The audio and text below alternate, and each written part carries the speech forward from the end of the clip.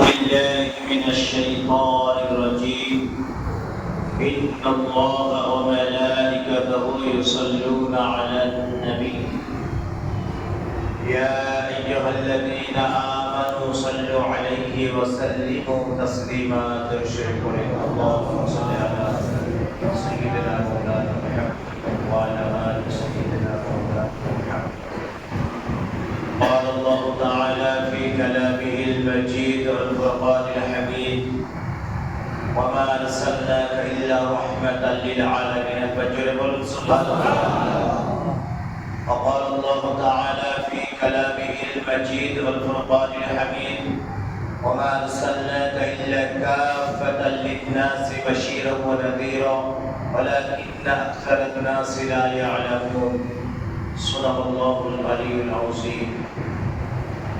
মহাসম্মানীয় মাহে রবিউল আউয়াল মাসের প্রথম জুমার সমস্ত মুসলিমবৃন্দ, আমরা সর্বাগ্রে সর্বপ্রথম আল্লাহ পাক সুবহানাহু ওয়া তাআলার দরবারে লাখো কোটি শুকর আদায় করি যে মহান রব্বুল আলামিন আমাদের সকলকে দুনিয়ার সমস্ত সমস্যার সমাধান করে দুনিয়ার সমস্ত কাজকর্ম থেকে বিরত রেখে পাক ও পবিত্র স্থানে আসার তৌফিক দিয়েছেন। সেই মহান দরবারে মুনিবের দরবারে সেজদা অবনত হয়ে শুকরিয়া জ্ঞাপন করি। সকলে উচ্চ আওয়াজে বলি আলহামদুলিল্লাহ। তারপরে মরুদুলাল বনবাসকর মা আমিরাল লাল জগৎগুরু বিশ্ব নবী আশরাফুল আম্বিয়া সাইয়্যিদুল মুরসালিন রাহমাতাল লিল আলামিন জনাব মুহাম্মদ রাসূলুল্লাহ সাল্লাল্লাহু আলাইহি ওয়াসাল্লাম তার উপর লাখ কোটি দরুদ ও সালাম আমরা আরেকবার বলি সাল্লাল্লাহু আলাইহি ওয়াসাল্লাম।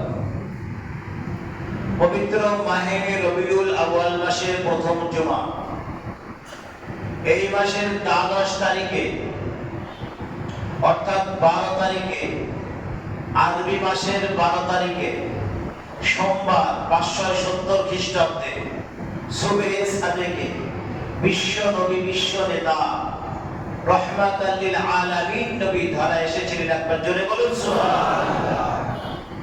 তিনি যেদিন দুনিয়া এসেছিলেন সেই দিন দুনিয়া থেকে বিদায় নিয়েছেন। এখন আনন্দ করবেন না খুশি উদযাপন করবেন না দোয়া করবেন? কি করবে?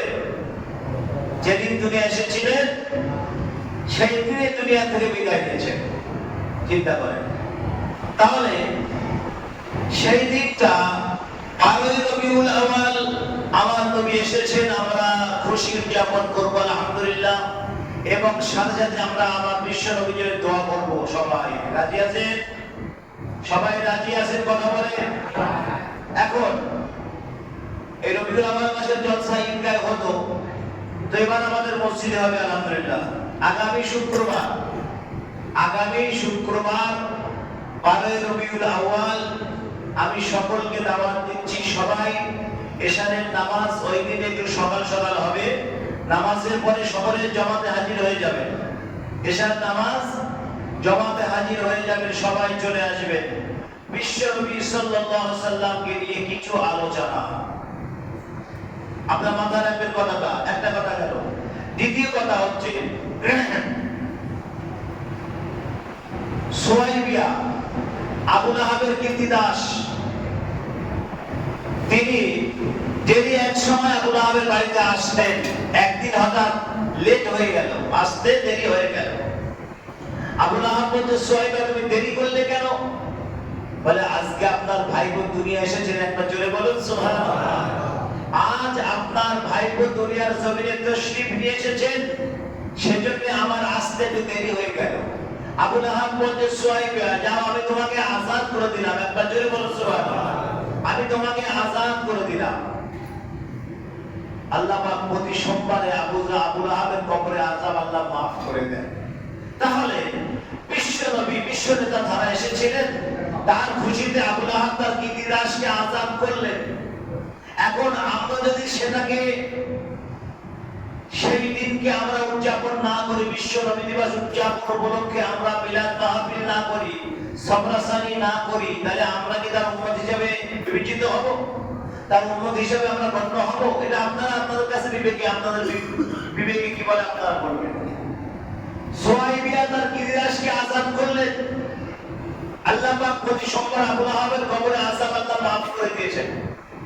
এখন বলা হচ্ছে যে সেই নবী ধরা এসেছেন আর তার আগমনের সুসংবাদ আমাদের কাছে আছে, শুধু আমাদের কাছে নাই, বিশ্বের জমিনে যত ধর্মপ্রাণ মানুষ আছে প্রত্যেকটা ধর্মগ্রন্থের ভিতরে আমার নবীর আসার আগমনের সুসংবাদ আল্লাহ দিয়েছেন।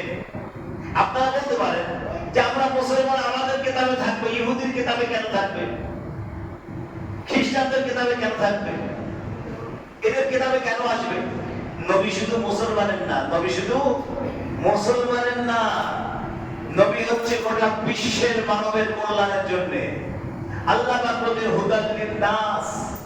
এই কোরআনটা শুধু মুসলমানের নয়, কোরআনটা বিশ্বের মানুষের, বিশ্বের মানবের মুক্তির একটা রাস্তা। একবার জোরে বলুন সুবহানাল্লাহ। এই কোরআনটা শুধু মুসলমানের নয়, আপনারা মনে করবেন না কোরআনটা শুধু আমাদের, আমাদের নয়। আল্লাহ সে কথা কোরআন শরীফে কোনো জায়গায় বলেন নাই।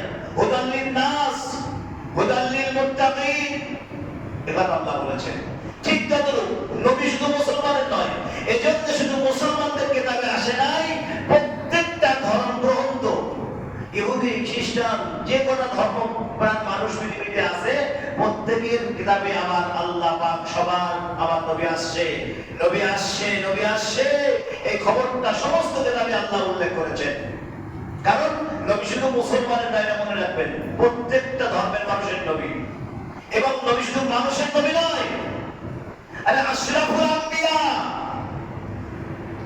নবী শুধু মানুষের জন্য নয়, গাছপালা, পশু, জীবজন্তু, কীট পতঙ্গ সবার জন্য আমার নবী রাহমাতুল লিল আলামিন। একবার জোরে বলুন সুবহানাল্লাহ।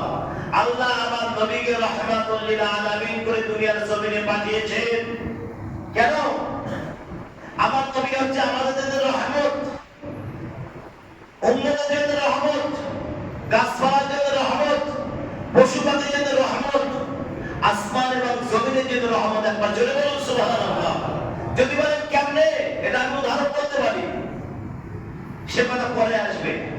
গাছপালার জন্য রহমত আছে, পশু পাখির জন্য রহমত আছে, আসমান এবং জমিনের রহমত এটাও আছে আলহামদুলিল্লাহ। কারণ আমার নবীর দুঃখের সময় আসমান কেঁদেছে, জমিন কেঁদেছে, আগে আগে তারা কান্নাকাটি করেছে, মানুষ কেঁদেছে পরে, পশু পাখি কেঁদেছে, পশু পাখির কান্নাতে আমার নবী শুনতে পেয়েছে তাদের কান্না, গাছপালার কান্না আমার নবী শুনতে পেয়েছে আমার নবীর কান্নাতে। 6 বছর বয়স যখন প্রথম আম্মাকে হারিয়ে যান, দুনিয়ার থেকে বিদায় দেন, আম্মা জান আমিনা বিদায় নেওয়ার পরে আমার নবীর কান্না দেখলে মাথা কাজ করবে না। আল্লাহু আকবার, আল্লাহু আকবার। সেই কান্না, নবীর কান্নাতে আল্লাহর আরশে আজিম কেঁদেছে।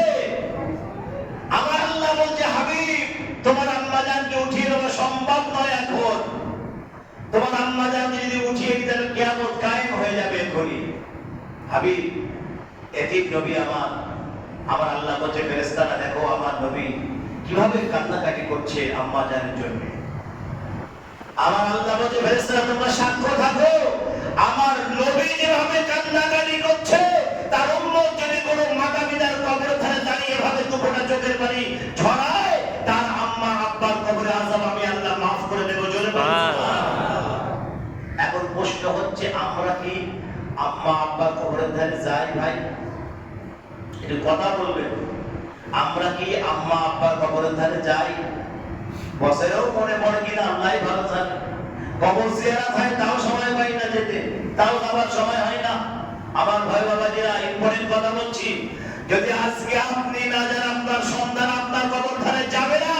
মনে রাখবেন, যখন আপনি থাকবেন একা, আপনার কাছে কেউ থাকবে না, আশেপাশে উপরে নিচে কাউকে পাবেন না, সেই সময় কথাটা মনে পড়বে যে আমি মসজিদে বয়ানে শুনেছিলাম, আমি আমার আব্বার কবর ধারে যাব না, আমার সন্তান আমার কবর ধারে যাবে না। সোজা কথা মনে রাখবেন, মানলে আবু বকর, না মানলে আবু জেহেল। সোজা কথা একদম, বুঝতে পারছেন তো?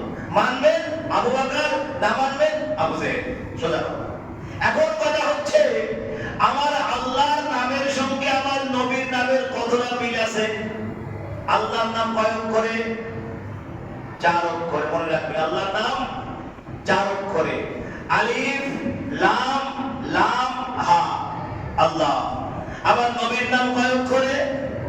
নবীর নাম 4 অক্ষরে। একবার জোরে বলবেন না সুবহানাল্লাহ। মিম হা মিম দাল মুহাম্মদ সাল্লাল্লাহু আলাইহি ওয়াসাল্লাম।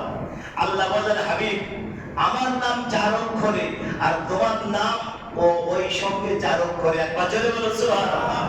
আমার আল্লাহর সাথে নবীর মিলটা বলছি এখানে। আল্লাহর সাথে নবীর মিল। আল্লাহ বলছে হাবিব তুমি আমার বন্ধু। এটা শরীয়ত নিয়ে আলোচনা করছি, মারিফাত নয়। মারিফাত বললে আপনারা কি ফতোয়া দেবেন আল্লাহ ভালো জানে। আমি মারিফাত নিয়ে বলছি না, শরীয়ত নিয়ে আলোচনা করছি। আল্লাহ বলছে হাবিব তুমি আমার বন্ধু, তুমি আমার খাস বন্ধু, জিগরি বন্ধু। ইব্রাহিমকে খলিলুল্লাহ বলে দিয়েছি, ইসমাঈলকে যাবিহুল্লাহ বলে দিয়েছি, মুসাকে কালিমুল্লাহ বলে দিয়েছি, ঈসাকে রূহুল্লাহ বলে দিয়েছি, আর তোমাকে দিলাম হাবিবুল্লাহ। একবার জোরে বলো সুবহানাল্লাহ। আচ্ছা এই যে আরো 4-5টা বন্ধু আমার আল্লাহর আছে, এই বন্ধুর সঙ্গে হাবিবুল্লাহ বন্ধুরা কি মিল খাবে? একসঙ্গে মিলবে? হাবিবুল্লাহ বন্ধুরা সম্পূর্ণ ভিন্ন, সম্পূর্ণ আলাদা। আমার আল্লাহ বলছে হাবিব আমি তোমাকে বন্ধু বানিয়েছি, এমন বন্ধু বানিয়েছি হাবিবুল্লাহ, আমার আল্লাহর বন্ধু। একবার জোরে বলুন সুবহানাল্লাহ। আল্লাহর জিগরি দোস্ত হাবিবুল্লাহ। কালিমুল্লাহ মানে মুসা কালিমুল্লাহ। মুসা আলাইহিস সালাম আল্লাহর সাথে কথা বলেছিলেন, তিনি কালিমুল্লাহ বানিয়েছেন। তাহলে এক একজন নবীকে এক একটা উপাধি দিয়েছেন আমার আল্লাহ। আমার নবীকে দিয়েছে কি? হাবিবুল্লাহ, আল্লাহর জিগরি দোস্ত, খাস বন্ধু, একদম খাস বন্ধু। যে জায়গায় আমার আল্লাহ আমার নবীকে নিয়ে গিয়েছেন সেই জায়গায় কোনো পয়গম্বর যেতে পারে নাই। সেই জায়গায় কোন আম্বিয়া ইকরাম আলাইহিস সালাতু ওয়াস সালামরা কোনদিন আগমন করতে পারে নাই। এবং আমার নবীকে আমার আল্লাহ যা দেখিয়েছে অন্য কোন পয়গম্বর জীবনে চোখে দেখিনি। একবার জোরে বলুন সুবহানাল্লাহ। একটা কথা। দ্বিতীয় কথা হচ্ছে আমার আল্লাহ আমার নবীকে কিভাবে দুনিয়ায় আনলেন, কখন আনলেন? সুবহে সাদেক। এই কথাটা সুবহে সাদেক কথাটা খুব মারাত্মক। এই কথা এই সময়টা কোন সময়? এই সময়টা কোন সময়? কোন মানুষ বলতে পারে এই সময়টা কোন সময় হতে পারে? নির্দিষ্ট কোন সময়? এই সময়টা হচ্ছে ফজরের না রাত আর না দিন, না রাত না দিন। আল্লাহ পাক কত মেহেরবান, আল্লাহ পাক কত দয়াবান, কত মেহেরবান, কত দয়াবান আমার আল্লাহ। রাত বলতেছে আল্লাহ তোমার নবীকে দিনের বেলায় পাঠাও, রাত বলছে আল্লাহ তোমার নবীকে রাত্রে বেলায় পাঠাও, আমি রাত ধন্য হয়ে যাব। দিন বলছে আল্লাহ তোমার নবীকে দিনের বেলা পাঠাও, আমি দিন ধন্য হয়ে যাব। যদি বলুন সুবহানাল্লাহ। এখন আল্লাহ কি করবেন? আল্লাহকে সামঞ্জস্য করলেন, না রাত অসন্তুষ্ট হবে না দিন অসন্তুষ্ট হবে। রাত এবং দিনের মাঝখানে সুবহে সাদেকে আমার নবীকে ধরায় আনলেন। একবার জোরে বলুন সুবহানাল্লাহ। এখন তাহলে রাতও খুশি দিনও খুশি, দিন অসন্তুষ্ট নয় রাত অসন্তুষ্ট নয়। কারণ আমার আল্লাহ বলতে ফেরেশতারা আমার আসমানটাকে সাজাও, সুন্দর করে সাজাও আসমানটাকে, জান্নাত করে সাজাও, জাহান্নামের দরজাগুলো সব বন্ধ করো। আমার হাবিব, আমার হাবিবুল্লাহ আজকে দুনিয়ার জমিনে তাশরীফ আনবেন। কারণ দুনিয়ায় মানুষ যেভাবে দুনিয়ার জমিনে আসে আমার নবীও সেইভাবে আসলেন, কিন্তু নবীর আসলে সম্পূর্ণ ভিন্ন। আমার নবীর আগমনটা সম্পূর্ণ আলাদা। যদি বলেন কেমন আলাদা, একটা কথা বলি, আমার নবী যখন মা আমিনার গর্ভে আছেন, আম্মা জান আমিনা বলছেন যে আমার পেটে বাচ্চা আছে কিনা আমি আমিনা জানি না। একবার জোরে বলুন সুবহানাল্লাহ। ভাই এসব জায়গায় সুবহানাল্লাহ জোরে বলবেন, আমি বারবার বলতেছি এই জায়গাটা সুবহানাল্লাহ বলার জায়গা। এখানে কোনো মানুষের কথা হচ্ছে না, এখানে কার কথা হচ্ছে? বিশ্ব নেতা বিশ্ব নবীর কথা আলোচনা হচ্ছে। সুতরাং এখানে সুবহানাল্লাহ জোরে বলবে, সমস্যা নাই। এখন আম্মা জান আমিনা বলছে যে আমার পেটে সন্তান আছে কিনা আমি আমিনা জানি না। আল্লাহু আকবার। আমার মা বোনদের পেটে যখন বাচ্চা আসে তারা কত কষ্ট পায়, কত কষ্ট পায়। আমার আল্লাহ বলছে বান্দা শোনো, তোমার গর্ভে যখন সন্তান আসবে ওই কষ্টের সময় তুমি একবার আল্লাহ বলে ডাকবে, আমি আল্লাহ তোমার নামায় আমলের 7টা ওমরা হাদিস সওয়াব লিখে দেব। যদি বলো সুবহানাল্লাহ।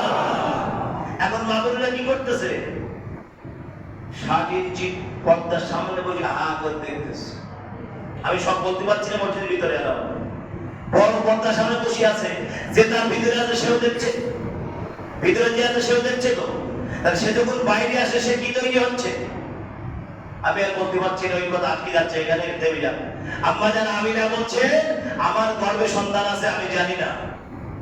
এখন অন্য মায়েরা যেমন কষ্ট পায়, আম্মা জান আমিনা কোনো কষ্ট অনুভব করেন নাই। একবার জোরে বলুন সুবহানাল্লাহ। এবং আম্মা জান আমিনা বলেছেন আমার গর্ভে যখন আমার নবী মুহাম্মদ যখন আমার গর্ভে ছিল, আমি রাত্রে ভালো ভালো স্বপ্ন দেখেছি, ভালো ভালো স্বপ্ন দেখেছি। স্বপ্নে একজন আমাকে বলছে, এই আমিনা তোমার গর্ভে যিনি আছেন উনি হচ্ছেন রাহমাতুল লিল আলামিন। একবার জোরে বলুন সুবহানাল্লাহ। আম্মা জান আমিনা বলছে আমি জানতে পারলাম যে আমার গর্ভে যিনি আছেন তিনি হবেন আখিরি জামানার পয়গম্বর, আখিরি জামানার নবী, আখিরি জামানার পয়গম্বর আমার গর্ভে আছে। আল্লাহু আকবার। আম্মা জান আমিনা বলছেন। এখন আম্মা জান আমিনা আরো রিওয়ায়াত করেছেন যে আমি যখন রাস্তা দিয়ে হেঁটে যেতাম, আকাশের পাখিরা আমার মাথার উপরে ছায়া করত। চিন্তা করেন, আসমানের পাখিরা আমার মাথার উপরে ছায়া করত, আকাশের মেঘেরা আমার মাথার উপরে ছায়া করত। কিসের আলামত, কিসের নমুনা? আম্মা জান আমিনার পেটে আছে রাহমাতুল লিল আলামিন নবী। একবার জোরে বলুন সুবহানাল্লাহ। রাহমাতুল লিল আলামিন নবী আছেন।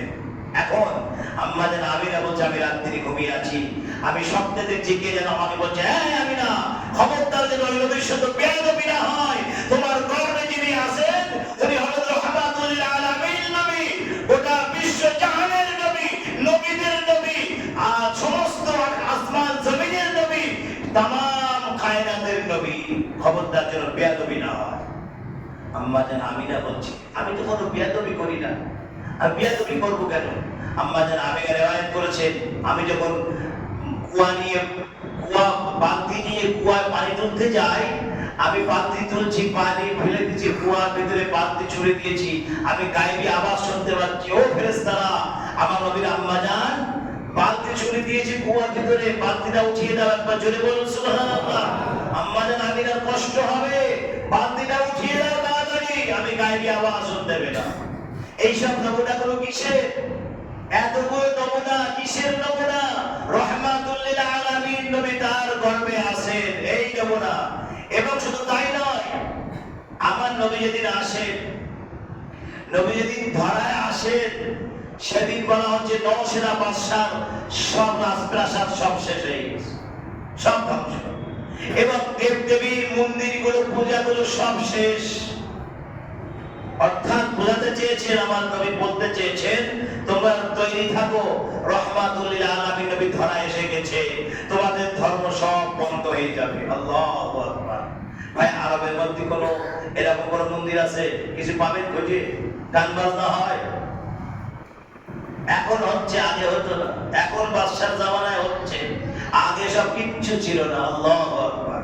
সুতরাং বিশ্বের জমিনে তাকান, এখনো পর্যন্ত আমার নবীর উম্মত, খালিস উম্মত এখনো দুনিয়ার জমিনে আছে। যদি না থাকতো এই দুনিয়া ধূলিসাৎ হয়ে যেত। আমার ভাই বাবাজিরা, আমি সকলের কাছে দোয়ার দরখাস্ত দেব। আমার বিশ্বাস হুজুর কেবল অসুস্থ, আপনারা সকলে দোয়া করবেন ইনশাআল্লাহ, সবাই দোয়া করবেন।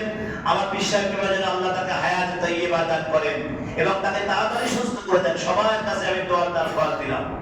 আরেকটা কথা, আগামী শুক্রবার তো নবী দিবস হবে।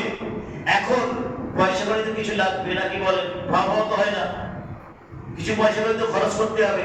কারা কারা পয়সা দেবেন হাত উঁচু করে দেখান তো একটু, সাহস নিয়ে হাত উঁচু করবেন। নবী দিবসে দান করবেন, অন্য জায়গায় না। কারা কারা পয়সা দেবেন হাত উঁচু করে দেখান তাড়াতাড়ি। আরে হাত উঁচু করতে সমস্যা নেই, কারা কারা পয়সা দেবেন একটু হাত উঁচু করেন। কি আশ্চর্য!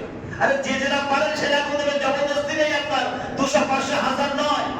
আপনারা যে যেমন পারেন তেমন দেবেন, হাত উঁচু করেন সবাই। আল্লাহু আকবার। নবী দিবসে দান করবেন, কোথায় দান করবেন? আরে নবী দিবসে দেবেন না কোথায় দেবেন ভাই? আমি তো বুঝতে পারছি না। নবী দিবসে নবীর জন্ম বৃত্তান্ত, নবীর নিয়ে আলোচনা হবে, সেখানে দান করবেন না কোথায় দান করবেন? কোথায় দেবেন পয়সা? এখন গ্রামে যাবার সময় নাই, সময় অনেক সংক্ষেপ। 8 দিন মাত্র সময় আছে, গ্রামে ঘোরার সময় নাই। সেজন্য আমি সকলকে বলছি, যারা মসজিদে নামাজ পড়তে এসেছেন এই মুহূর্তে, যারা নামাজ পড়তে আসেন না, যারা আসেন, আমি সবাইকে আহ্বান করছি সবাই অংশগ্রহণ করবেন। যার কাছে যা চাইবে কমিটি কর্তৃপক্ষ কেউ না বলবেন না, খবরদার কেউ না বলবেন না। নবী দিবস আমি আগেই বলেছি, আবু লাহাব তার কৃতদাসকে আযাদ করেছিল। আমার নবী আসার সুসংবাদ শুনে আর সুহাইবের আসতে দেরি হলো বলে আবু লাহাব বলল যে আমি তোকে আযাদ করে দিলাম। তাহলে আবু লাহাব যদি একটা কৃতদাসকে আযাদ করতে পারে, আমরা সেই নবী দিবস দিকে তাক করলে আমরা কি আযাদ হতে পারবো না? আমার ভরসা, আমরা কি আযাদ হতে পারবো না? আমরা কি আল্লাহর আযাব থেকে রেহাই হতে পারবো না? আমার নবী আমাদের সুপারিশ করবে, নবী আমাদের জন্য সুপারিশ করবে, আলহামদুলিল্লাহ। সুতরাং আগামী সোমবার মনে রাখবেন কথাটা। আমি সকলকে বলছি, যার কাছে যা চাইবে আপনারা যেমন আহ্বান আপনারা সাহায্য করবেন। সকলকে আমি বলছি সবাই সাহায্য করবেন এবং আগামী শুক্রবার জুমার নামাজে, এশার নামাজে মসজিদে সবাই হাজির হয়ে যাবেন। এশার নামাজে সবাই চলে আসবেন, নামাজের পরে কিছু আলোচনা হবে, তারপরে সরাসরি হবে ইনশাআল্লাহ। আল্লাহ পাক আমাদের সকলকে শোনা এবং বোঝার চাইতে বেশি বেশি আমল করার তৌফিক দান করুন। আমরা বলি আল্লাহুম্মা আমিন। ওয়া দাওয়ানা আলহামদুলিল্লাহি রাব্বিল আলামিন।